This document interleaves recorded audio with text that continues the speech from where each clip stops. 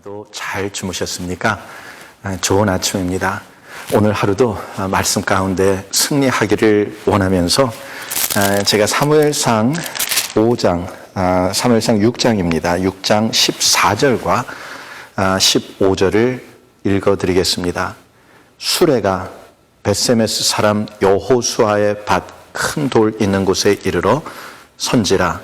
무리가 수레의 나무를 패고 그 암소들을 번제물로 여호와께 드리고 레위인은 여호와의 궤와 그 궤와 함께 있는 금보물 담긴 상자를 내려다가 큰 돌 위에 두매 그날에 벳세메스 사람들이 여호와께 번제와 다른 제사를 드리니라. 사무엘상 6장 14절과 15절의 말씀을 읽어드렸습니다. 이스라엘 군인과 그리고 블레셋 군인 간의 전쟁이 크게 일어나게 되게 됩니다. 그런데 이스라엘 군인들이 자꾸 지는 거예요. 그래서 이스라엘의 장로들이 이길 수 있는 방법을 고안해 내게 됩니다. 어떻게 하면 이길 수 있을까 고민을 하다가 실로에 있는 하나님의 궤를 옮겨오자 해서 계획한 대로 하나님의 궤를 전쟁터에 옮겨오게 됩니다. 이스라엘 군사들은 하나님의 궤가 오게 된 것으로 인해서 승리할 줄 알았습니다. 하지만 결과는 반대였습니다. 크게 싸움에서 지고 여호와의 궤까지 빼앗기는 일이 벌어지게 됩니다. 아주 참담한 일이 이스라엘 백성들에게는 일어나게 되었던 것이었죠. 그런데 이러한 일이 벌어집니다. 여호와의 궤, 하나님이 적군의 수중에 있게 되게 되면서 여호와의 궤를 상징하는, 하나님을 상징하는 여호와의 궤가 있게 되게 되면서 하나님은 구경거리가 되고 그리고 웃음거리가 되는 일이 벌어지게 됩니다. 그런데 그게 다가 아니었습니다. 적진에 들어가 있었던 하나님의 궤는 적진의 진영을 아주 쑥대밭으로 만들어내는 일을 하시게 됩니다. 블레셋에 5 성읍이 있습니다. 그 성읍 중에 대표적인 성읍 중에 아스돗이라고 하는 성읍이 있는데 그곳에 여호와의 궤를 옮겨가게 됩니다. 다곤의 신당이 있었는데 그 다곤의 신당에 여호와의 궤를 갖다가 놓게 됩니다. 그 의미는 뭐냐면 우리 블레셋의 신인 다곤이 이스라엘의 신인 여호와를 이겼다라고 하는 상징적인 의미를 부여하는 것이 여호와의 궤를 다곤의 신당에다가 갖다가 두는 일이었습니다. 이렇게 여호와의 궤를 갖다가 놨는데 다음날 일어나 보니 회개한 일이 벌어지게 됩니다. 여호와의 궤 앞에 다곤의 신상이 예배하는 것처럼 엎어져 있게 되게 됩니다.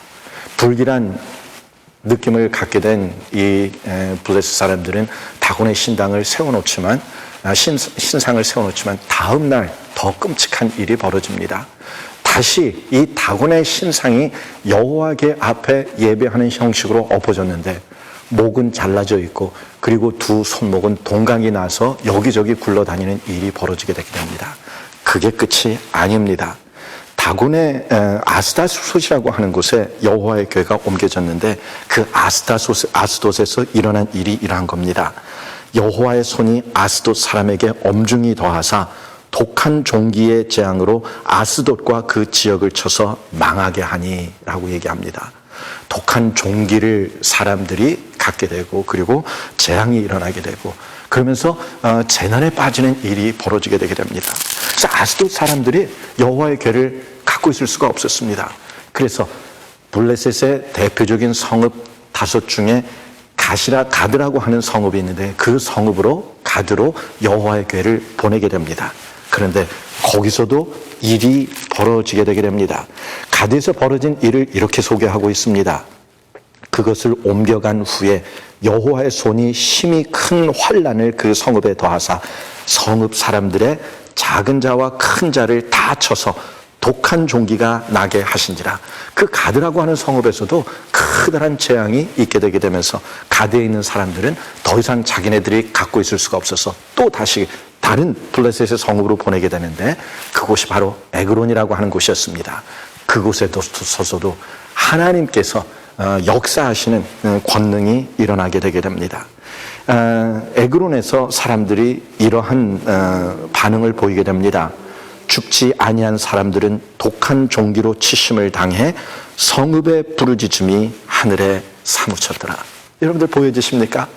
여호와의 궤가 적진의 깊은 진영까지 들어갔는데 우리 여호와께서는 하나님의 궤가 거기에 있는 것을 통해서 역사하시되 적진의 모든 상황을 깨뜨리고 부서뜨리고 그리고 파괴하고 그러면서 적진을 혼란시키고 그들의 권세를 약화시키고 망가뜨리는 그러한 일을 여호와께서는 하시게 되는 얘기가 나오게 됩니다. 이제 여호와의 궤는 옮겨지게 됩니다.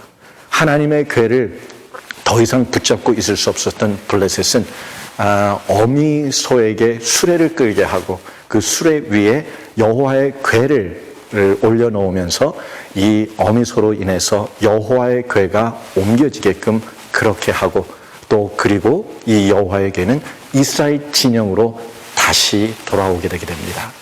여호와의 궤를 잃어버리면서 여호와는 웃음거리가 되고 구경거리가 되었습니다. 그런데 여호와께서 블레셋 진영에 계시면서 그 진영을 쑥대밭으로 만들고 이제는 블레셋 원수를 웃음거리, 구경거리로 만드는 일이 벌어지게 됩니다. 원수의 진영에 들어갔다 망가뜨리고 부서뜨리고 그리고 나오시는 얘기 그리고 적군을 웃음거리, 구경거리로 만드시는 얘기가 오늘 제가 읽은 사무엘상 5장과 6장에 나와 있는 얘기입니다.